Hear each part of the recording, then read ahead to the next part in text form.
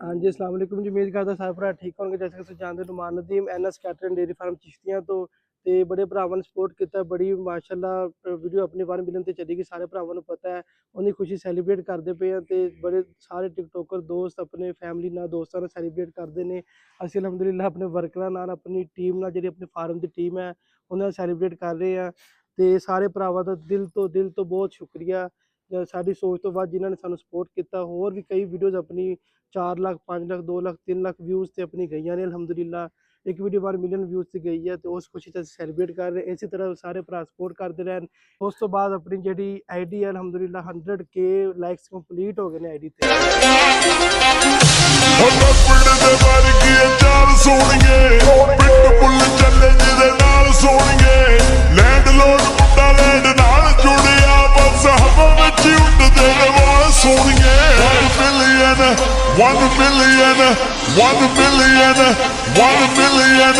$1 million